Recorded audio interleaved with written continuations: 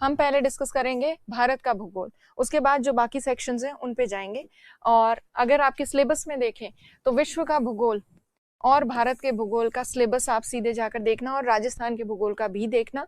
उसमें आज पहले हम भारत का भूगोल करेंगे जिसमें हमें पर्वत, पठार, मैदान, मॉनसून तंत्र, वर्षा, नदियां, झीलें और प्रमुख फसलें, खनिज, ऊर्जा संसाधन, औद्योगिक प्रदेश और राजमार्ग जो हैं वो करने हैं। सबसे पहले हम स्टार्ट करेंगे भारत के एक सामान्य परिचय से। भारत स्थित कहाँ है, कहाँ पे लोकेटेड है, कौन से हेमिस्फेयर में, गोलार्ध में है, ये सारी चीजें हम करेंगे। तो आपके नोट्स में हेडिंग डालिए भारत का भूगोल, ज्योग्राफी ऑफ इंडिया या फिर इंडियन ज्योग्राफी। तो हेडिंग डालें नोट्स में ज्योग्राफी ऑफ इंडिया। तो देखिए भारत का भूगोल जो आज हमने स्टार्ट किया है, भारत है कहाँ विश्व वैश्विक स्तर पे अगर आप देखो तो इंडिया कहाँ पर है। तो ये जो रेड लाइन यहाँ मैं बना रही हूँ ये इक्वेटर है, विषुवत रेखा। इस विषुवत रेखा के भारत उत्तर में दिख रहा है कि दक्षिण में दिख रहा है? इस इक्वेटर के उत्तर में ही दिख रहा है आपको भारत, ये भारत है। तो विषुवत रेखा के उत्तर में है भारत, इसका मतलब भारत कौन से गोलार्ध में, उत्तरी गोलार्ध में। इसी तरह से अगर आप देखें, मैं आपको प्रधान मध्याह्न रेखा या ग्रीनविच रेखा अगर बताऊं तो लगभग ग्रीनविच रेखा यहाँ से गुजर रही, जीएमटी जिसको कहते हैं। तो देशांतर का जो 0 डिग्री है प्रधान मध्याह्न रेखा, प्राइम मेरिडियन, वो यहाँ से गुजर रही है यूके से। अब इसके आधार पर प्राइम मेरिडियन के बेसिस पर ईस्टर्न और वेस्टर्न हेमिस्फेयर बताए जाते हैं। तो भारत कौन से गोलार्ध में, पूर्वी गोलार्ध। तो भारत मुख्यतः देखा जाए तो 2 गोलार्धों में है। भारत उत्तरी गोलार्ध में, नॉर्दर्न हेमिस्फेयर में, और ईस्टर्न हेमिस्फेयर में लोकेटेड एक कंट्री है। ये ईस्टर्न हेमिस्फेयर और नॉर्दर्न हेमिस्फेयर में। तो ये चीज समझ में आई, किसी को ये कंफ्यूजन तो नहीं है कि उत्तरी गोलार्ध में भी कैसे हो गई और पूर्वी गोलार्ध में भी कैसे हो गई। तो उत्तरी गोलार्ध तो तय हो रहा है विषुवत रेखा के आधार पर, और पूर्वी और पश्चिमी गोलार्ध तय हो रहा है प्रधान मध्याह्न रेखा, प्राइम मेरिडियन के बेसिस पर। तो इंडिया दोनों हेमिस्फेयर में, नॉर्दर्न हेमिस्फेयर और उसी नॉर्दर्न हेमिस्फेयर को ईस्टर्न हेमिस्फेयर भी कहते हैं, पूर्वी गोलार्ध भी कहते हैं। तो भारत उत्तरी तथा पूर्वी गोलार्ध में स्थित है। ये कॉन्सेप्ट क्लियर है सबको? तो चलिए, अब ये बहुत बेसिक चीज है। और अच्छा, इंडिया कौन से कॉन्टिनेंट का पार्ट है, कौन से महाद्वीप का भाग है भारत? एशिया का। एशिया में भी भारत कहाँ है? दक्षिणी एशिया में, क्योंकि ये इधर वाला जो हिस्सा है वो तो दक्षिण पूर्वी एशिया, ये तो south east Asia, India south Asia में।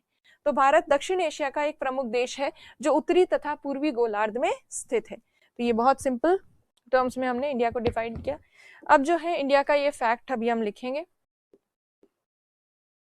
उससे पहले भारत का अगर मैप देखें, इंडिया के मैप के अगर हम चारों पॉइंट्स को ज्वाइन करके देखें तो लगभग भारत की जो मैप है उसकी आकृति या भारत का जो आकार है, शेप, वो लगभग हमें चतुष्कोणीय नजर आता है, क्वाड्रेंगुलर। इसी वजह से आपने देखा होगा कि जिन लोगों से मैप नहीं बनता या जब हम मैप नहीं बना पाते, जल्दी में होते, तो हम क्या बनाते हैं, ऐसी पतंग जैसी बनाते हैं, क्योंकि इंडिया का जो मैप है लगभग चतुष्कोणीय है, क्वाड्रेंगुलर है। तो आपसे मैप का शेप भी पूछा जाए तो वो चतुष्कोणीय ही बताना है आपको। हालांकि इतने सिंपल सरल सवाल नहीं आते, बट हमें बेसिक्स से पढ़ना है इसीलिए।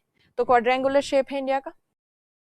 अब भारत के आकार वगैरह की आगे बात करेंगे, उससे पहले आप 2-4 लाइनें लिख लीजिए भारत के बारे में, गोलार्ध वाली और ये वाली आकार वाली। तो लिखिए भारत के बारे में, इसमें लिखिए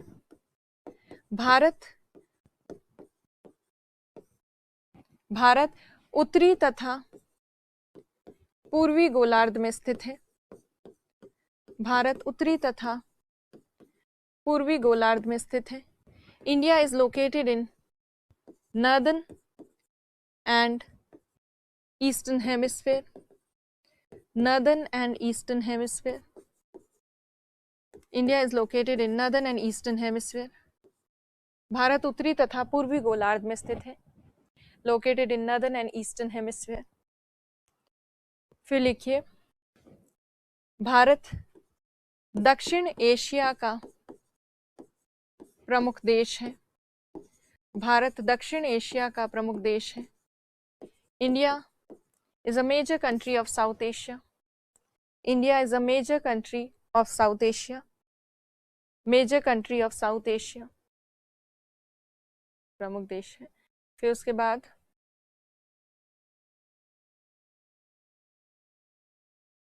आगे लिखिए,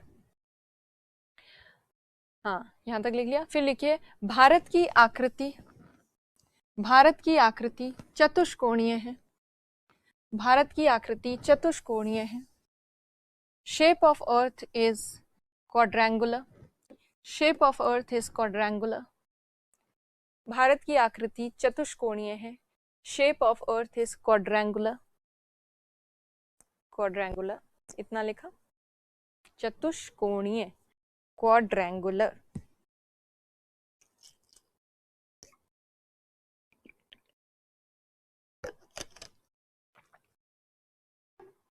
चलिए लिख चुके।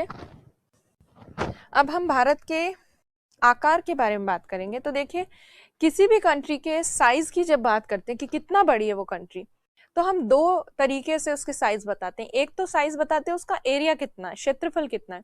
दूसरा ये बताते हैं कि उसमें जनसंख्या कितनी रहती है। तो किसी भी देश का आकार, उसका साइज जो है वो एरिया और पॉपुलेशन से पड़ता है, क्षेत्रफल और जनसंख्या से उसकी जानकारी मिलती है। तो देखिए, आकार या साइज अगर इंडिया की देखेंगे तो दो बेसिस पे साइज पता चलेंगी। एरिया कितना है इंडिया का, क्षेत्रफल, और दूसरी चीज जो है जनसंख्या कितनी, जनसंख्या, या इसको कह सकते हैं पॉपुलेशन। तो इंडिया की अगर हम बात करें, एरिया लगभग भारत का 32.8 लाख वर्ग किलोमीटर है। वर्ग किलोमीटर।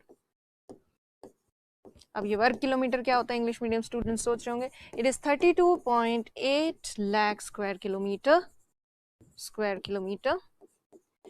और इंडिया की जो पॉपुलेशन है, लगभग जो लास्ट सेंसस आया था 2011 वाला, उस जनगणना के अनुसार भारत की जनसंख्या लगभग 121 करोड़ है। और जनसंख्या के आधार पर भारत की जो पोजीशन है, रैंक है वर्ल्ड में, कौन सी रैंक पे इंडिया, सेकंड रैंक पे, दूसरे स्थान पर है विश्व में। नंबर 1 पे कौन है, चाइना की जनसंख्या सबसे ज्यादा है, भारत दूसरे सबसे ज्यादा जनसंख्या वाला देश है। और अगर हम देखें एरिया के अकॉर्डिंग, एरिया के अनुसार भारत की पोजीशन वर्ल्ड में या स्थिति क्या है, तो क्षेत्रफल की दृष्टि से भारत 7वें स्थान पर है, जनसंख्या की दृष्टि से दूसरे स्थान पर, और क्षेत्रफल की दृष्टि से 7वें स्थान पर। और विश्व की कुल जो क्षेत्रफल है, विश्व का के क्षेत्रफल का कितना प्रतिशत है भारत में, तो विश्व के कुल क्षेत्रफल का भारत में 2.4% है। तो कितना एरिया इंडिया के अंदर, जितनी भी लैंड है, जितना भी एरिया है वर्ल्ड में, पूरे जितने भी कॉन्टिनेंट्स वगैरह को मिला के देखें, तो उसका केवल इंडिया के पास कितना है, 2% के आसपास, 2.4%, 2.4%। जबकि पॉपुलेशन इंडिया के पास कितनी है, वर्ल्ड में जितने लोग रहते हैं उसके 17.5% इंडिया के अंदर है। तो देखिए 2.5% या 2% के आसपास एरिया पे हम 17.5% जनसंख्या लेके बैठे हैं विश्व की। कितना बोझ होगा हमारी भूमि के ऊपर, कितना बोझ होगा हमारे संसाधनों के ऊपर, रिसोर्सेस पर। विश्व की जनसंख्या का 17.5%। तो ये कंट्री का आकार इस तरह से बताया जाता है। तो अब जो है आप ये इस तरह से शॉर्ट फ्लो चार्ट बना के लिख लीजिए, फिर अभी मैं आपको डिटेल में भी बताऊंगी चीजें। तो ये आकार, ये क्षेत्रफल, एरिया, जनसंख्या,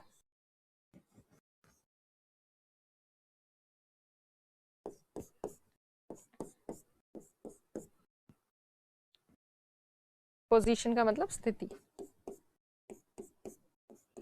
तो दोनों में 3-3 पॉइंट लिखे हैं। प्रतिशत, परसेंटेज लिखा है हमने, एक तो रैंक लिखी है, और जितना भी एरिया या पॉपुलेशन है वो लिखा। तो ये नोट डाउन कीजिए, बहुत सिंपल है।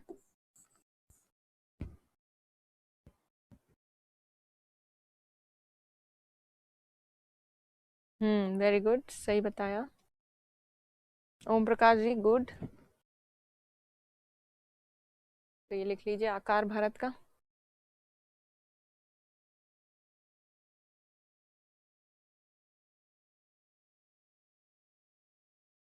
लिखा सबने?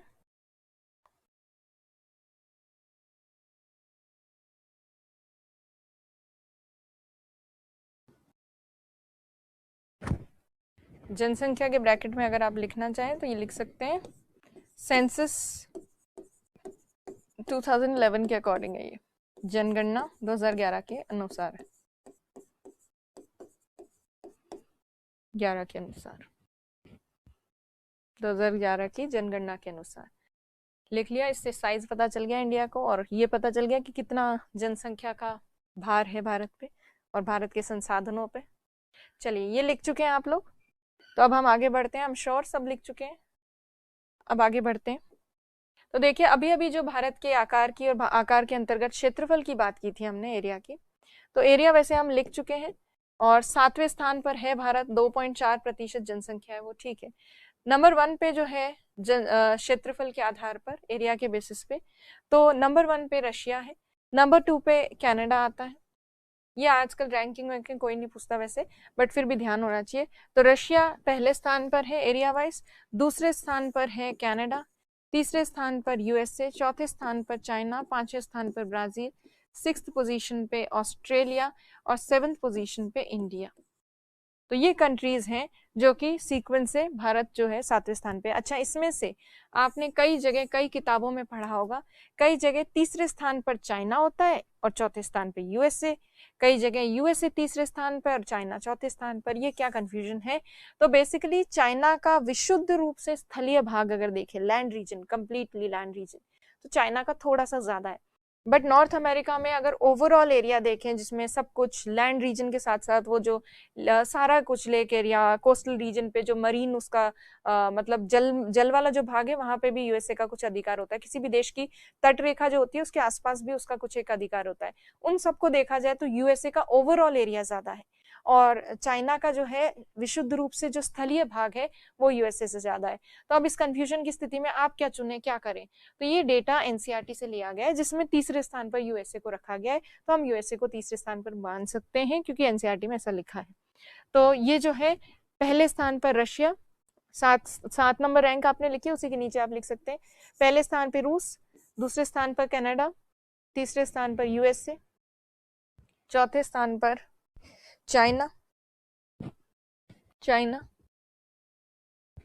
चाइना को चीन लिखेंगे हिंदी में, चीन, पांचवें स्थान पे ब्राजील,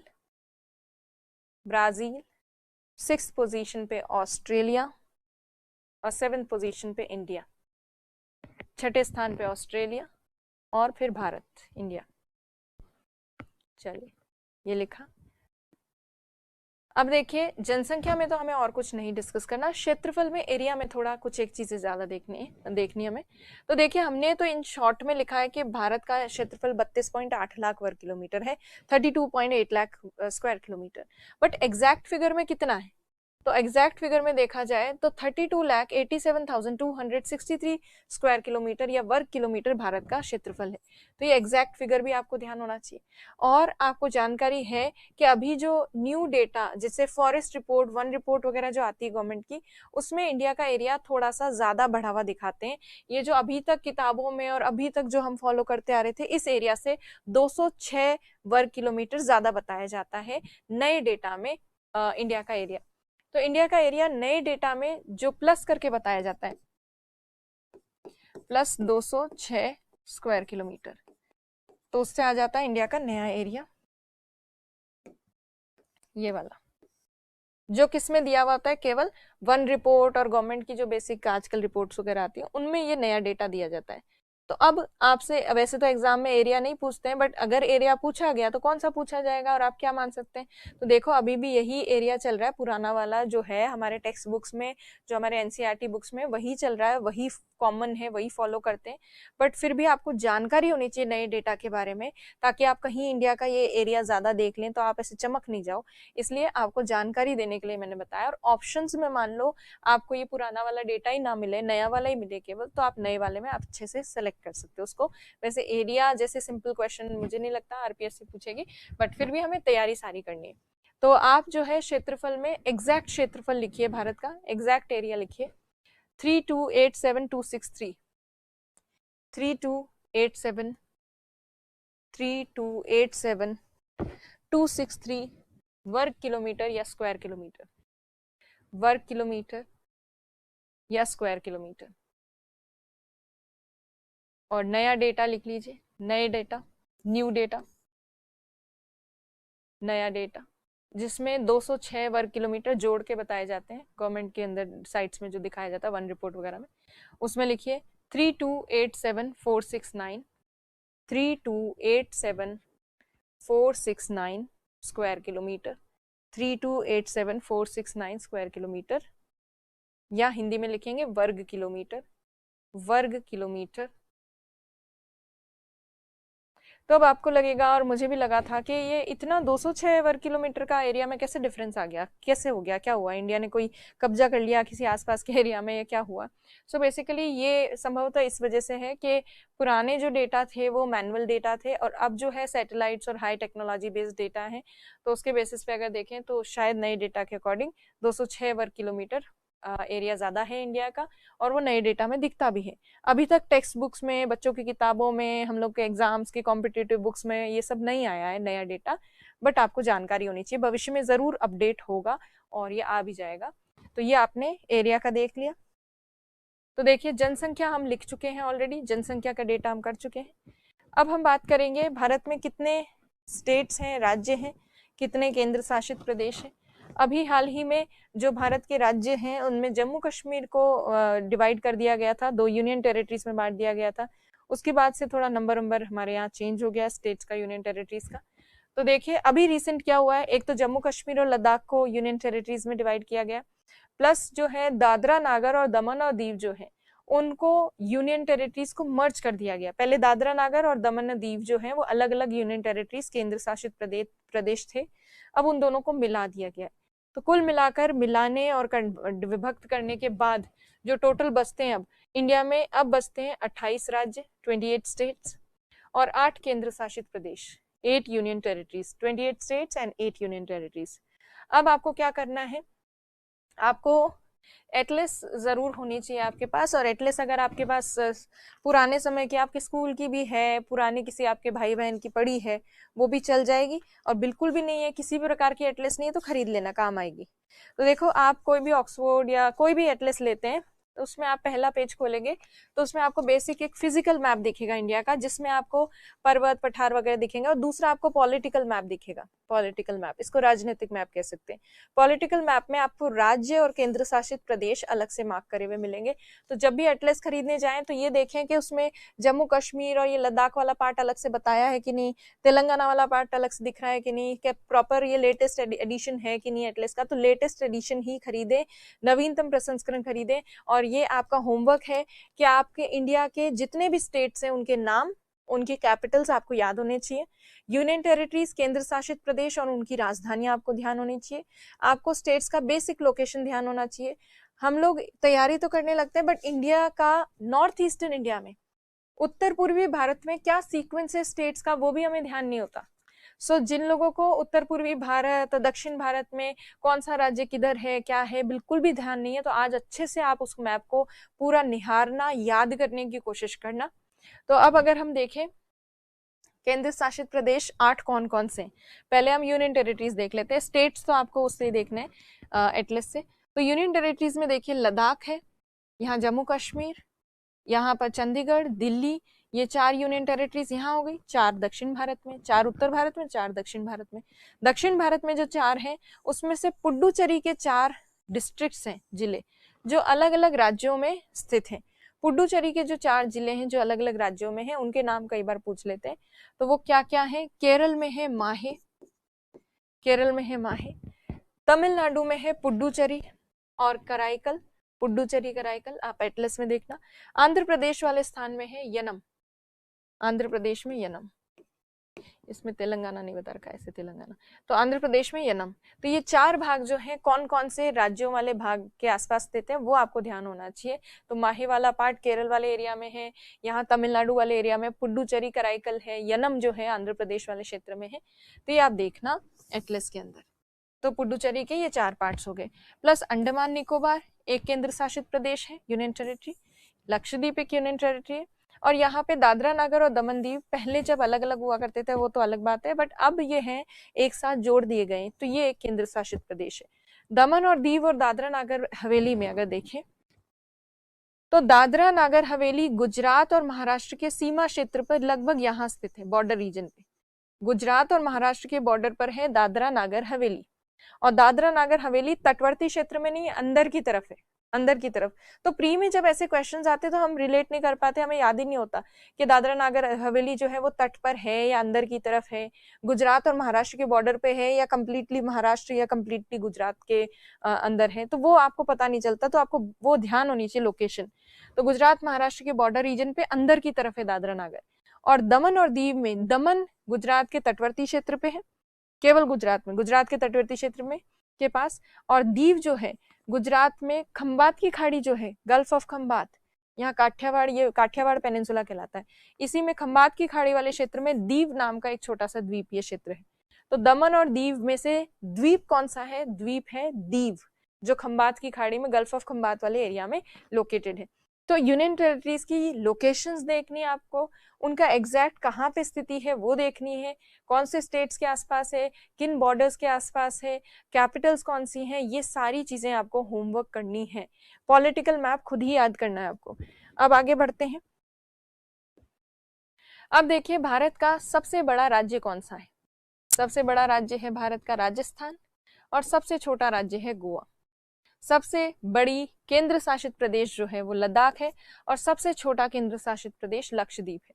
तो ये लिखिए, वैसे तो फैक्ट्स पता होंगे, तो लिखिए भारत का सबसे बड़ा राज्य, भारत का सबसे बड़ा राज्य राजस्थान, भारत का सबसे बड़ा राज्य राजस्थान। इंग्लिश वाले सीधे देख के लिखिए। भारत का सबसे छोटा राज्य गोवा, भारत का सबसे छोटा राज्य Goa, smallest state of India Goa, सबसे छोटा राज्य गोवा।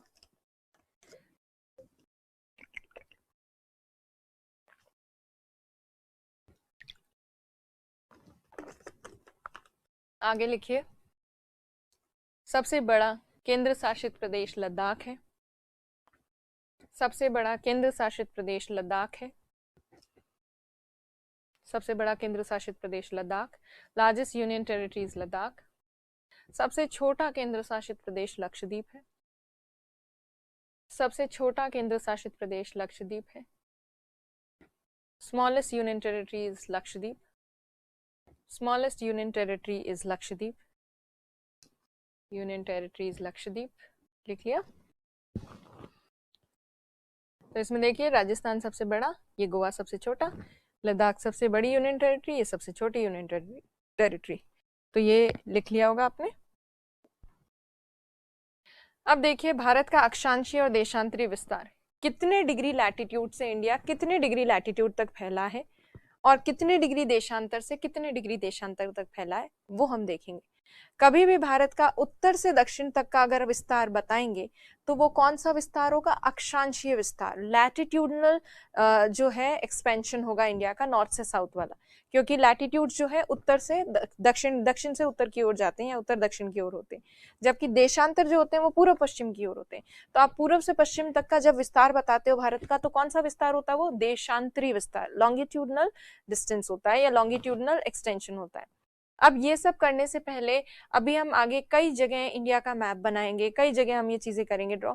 तो अब बहुत बेसिक मैप बनाना सीख लीजिए इंडिया का, और वो मैप बनाने से आपको थोड़ा सा पड़ोसी राज्यों देशों की भी थोड़ी सी नॉलेज हो जाएगी हल्की सी। बहुत बेसिक चीजें हम देख रहे हैं यहाँ पर।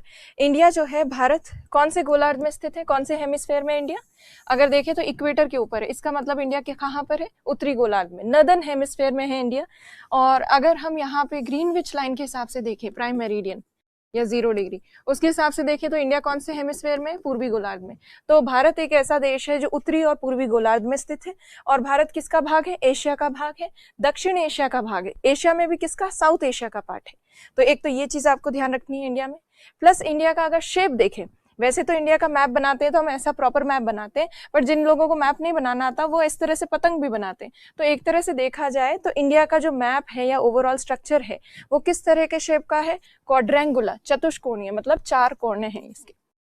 तो ये चतुष्कोणीय आकार अगर प्री में पूछ लिया जाए कैसा आकार है भारत का, तो चतुष्कोणीय या क्वाड्रेंगुलर शेप है जिसके 4 कॉर्नर होते हैं। तो ये बहुत सिंपल चीज है, इसको ज्यादा डिस्कस करने की जरूरत ही नहीं है।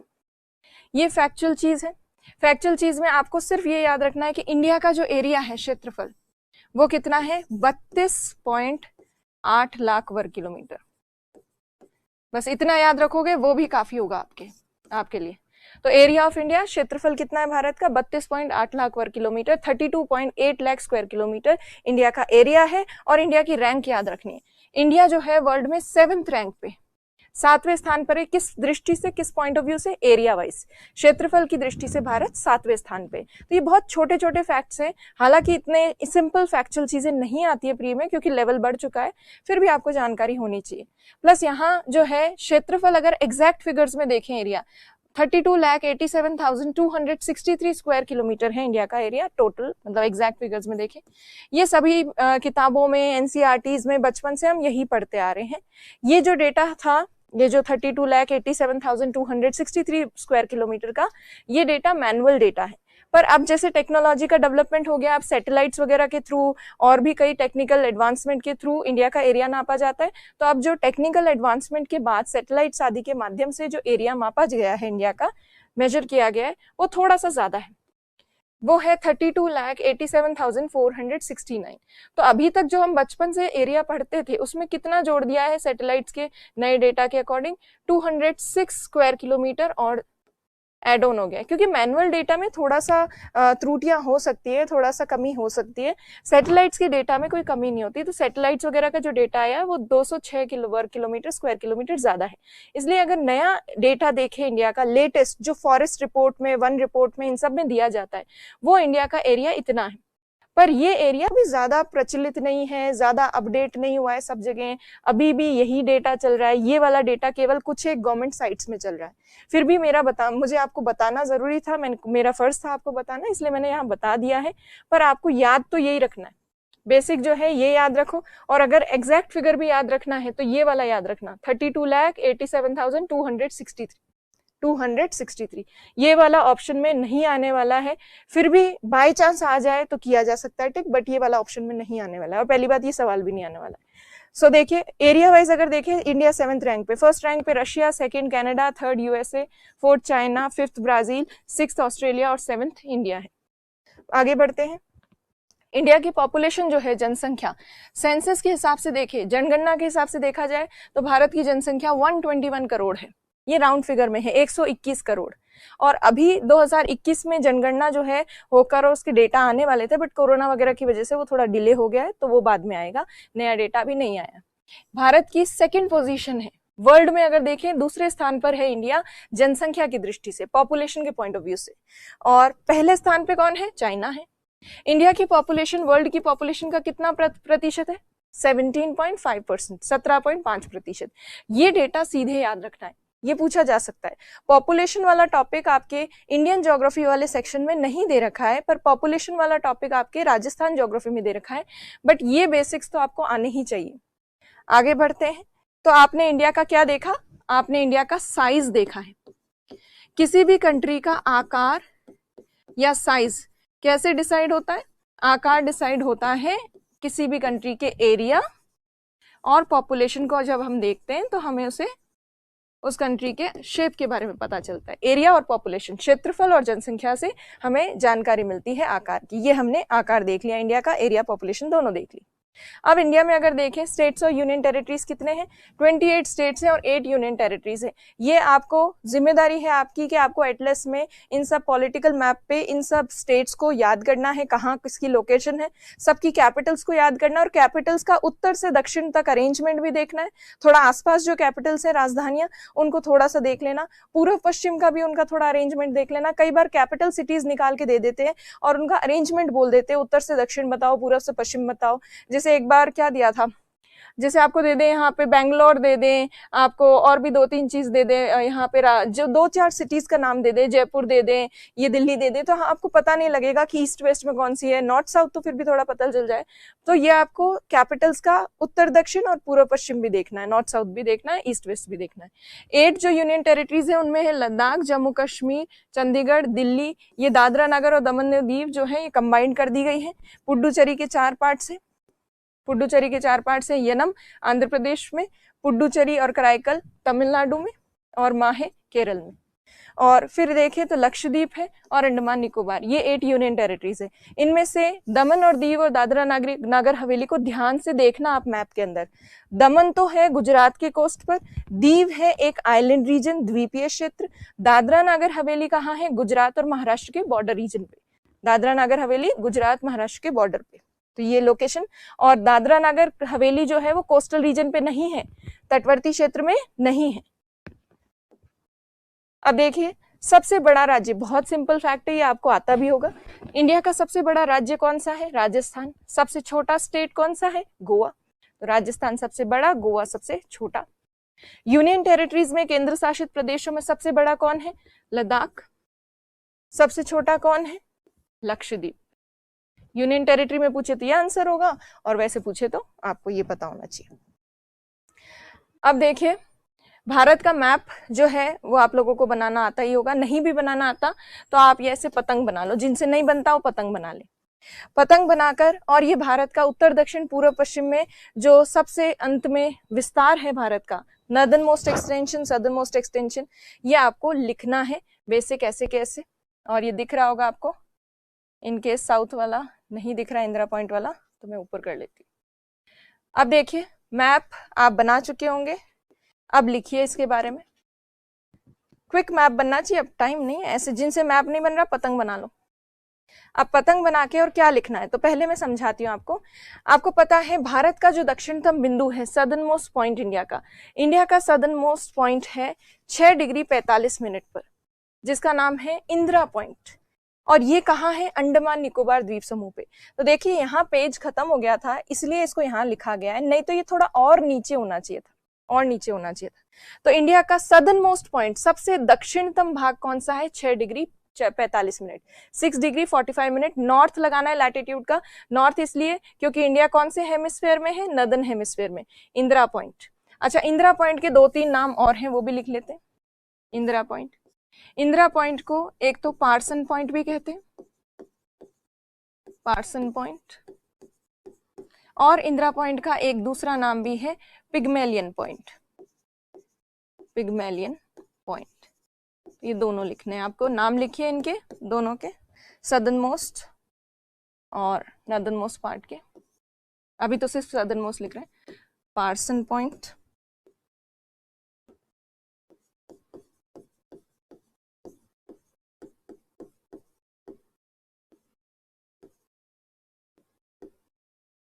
और ये पिग्मेलियन। चलिए लिखिए इसके बारे में, सबसे सदर्न मोस्ट पॉइंट लिखिए, फिर आगे नॉर्दर्न मोस्ट वगैरह भी लिखेंगे।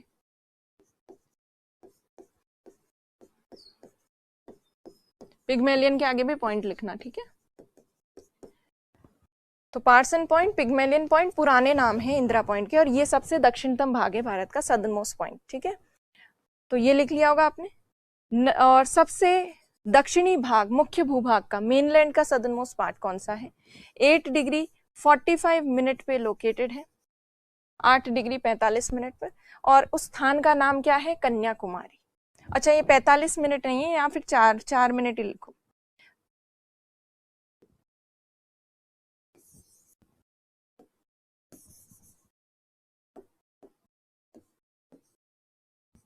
फोर ही लिखना, ठीक है। तो लिखिए, वो तो 6 डिग्री 45 मिनट, ये 8 डिग्री 4 मिनट, और कन्याकुमारी है सबसे दक्षिणतम भाग, तमिलनाडु में है कन्याकुमारी, और सबसे उत्तरी बिंदु यहाँ पर है, पीओके में है सबसे नॉर्दर्न मोस्ट पॉइंट, उसका नाम है Indira call, 37 degree 6 minute north पे। तो अभी सिर्फ साउथ और नॉर्थ वाले पार्ट्स लिखिए, फिर आगे बात करेंगे।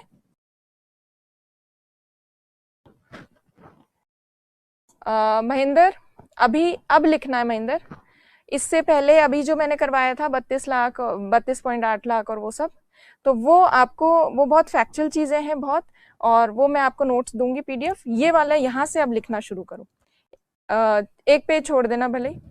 वैसे अभी हमने कुछ भी नहीं लिखा है महेंद्र ज्यादा, हमने सिर्फ अभी 32 लाख वाला एरिया वाला लिखना है, और आपको पॉपुलेशन लिखना, और तो क्या ही लिखना, नॉर्दर्न हेमिस्फीयर में इंडिया, ये भी लिखोगे महेंद्र। ओके ओके ओके अरमाना, चलिए।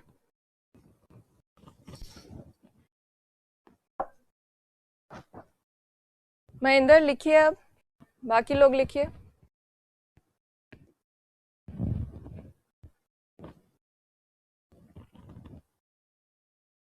चलिए, लिख चुके आप, ये लिख चुके होंगे। तो अब जो है उत्तर से दक्षिण तक, मतलब कन्याकुमारी से लेकर इंदिरा कौल तक जो पार्ट है इंडिया का, उसके बीच में अगर हम उनकी दूरी देखें, इंदिरा कौल से लेकर कन्याकुमारी तक का अगर हम डिस्टेंस देखें, तो कितने किलोमीटर का डिस्टेंस है उत्तर से दक्षिण तक?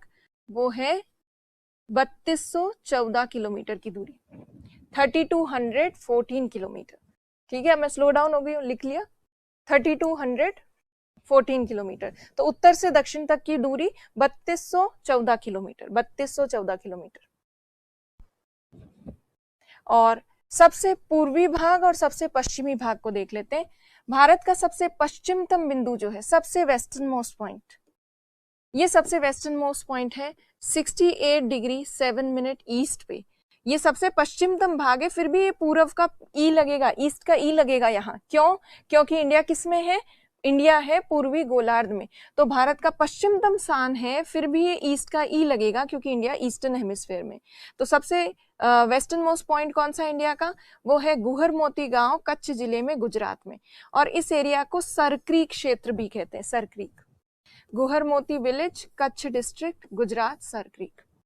और सबसे पूर्वी भाग जो है, पूर्वी बिंदु भारत का, सबसे eastern most point Arunachal Pradesh में है, 97 degree 25 minute east, 97 degree 25 minute east. Kibithoo गांव है, अंजाव जिला है, अरुणाचल प्रदेश है। किबीथू गांव, अंजाव जिला, अरुणाचल प्रदेश।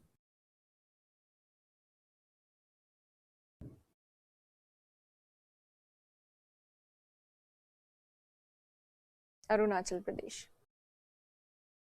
तो ये सबसे पश्चिमतम और सबसे पूर्वी भाग, और सबसे पश्चिमतम और पूर्वी भाग के बीच में दूरी कितनी है? सबसे वेस्टर्न मोस्ट और ईस्टर्न मोस्ट पॉइंट के बीच में दूरी है 2933 किलोमीटर, 2933 किलोमीटर, 2933 किलोमीटर। तो इतना लिख लिया सबने?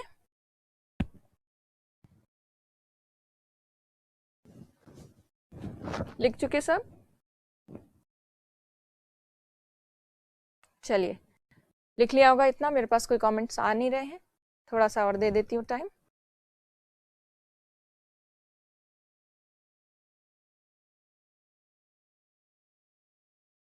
इनमें से क्वेश्चन आ सकता है, सबसे पश्चिमतम कौन सा है, सबसे पूर्वी भाग कौन सा है, डिग्री में एक्सपेंशन कितना है।